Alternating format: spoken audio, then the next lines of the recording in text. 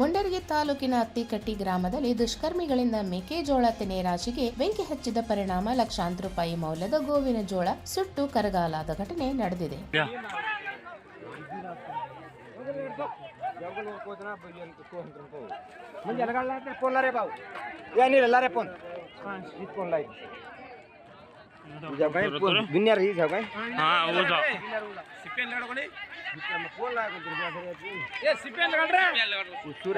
ಹೌದು, ಅತ್ತಿಕಟ್ಟಿ ತಾಂಡದ ರೈತನಾದ ಗಣೇಶ್ ಧನ್ ಸಿಂಗ್ ಚೌಹಾಣ್ ರೈತ ಬೆಳೆದ ಗೋವಿನ ಜೋಳ ಬೆಳೆ ಸುಮಾರು 100 ಟ್ರ್ಯಾಕ್ಟರ್ ಗೋವಿನ ಜೋಳದ ರಾಶಿಗೆ ಯಾರೋ ದುಷ್ಕರ್ಮಿಗಳು ಬೆಂಕಿ ಹಚ್ಚಿದ್ದಾರೆ. ಇದರಿಂದ ಸುಮಾರು 20 ರಿಂದ 25 ಲಕ್ಷ ರೂಪಾಯಿಯ ಗೋವಿನ ಜೋಳ ಸಂಪೂರ್ಣ ಬೆಂಕಿಗೆ ಭಸ್ಮವಾಗಿದೆ.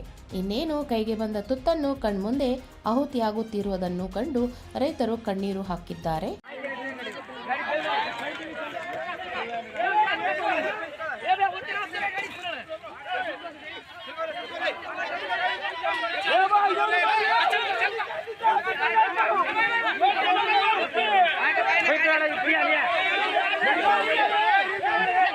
ದುಷ್ಕರ್ಮಿಗಳ ಕೃತ್ಯಕ್ಕೆ ಗ್ರಾಮಸ್ಥರು ಹಿಡಿ ಶಾಪ ಹಾಕುತ್ತಿದ್ದಾರೆ. ಚಪ್ಪ ತಿಗ್ರಿ, 9 ಲೈವ್ ನ್ಯೂಸ್, ಗದಗ.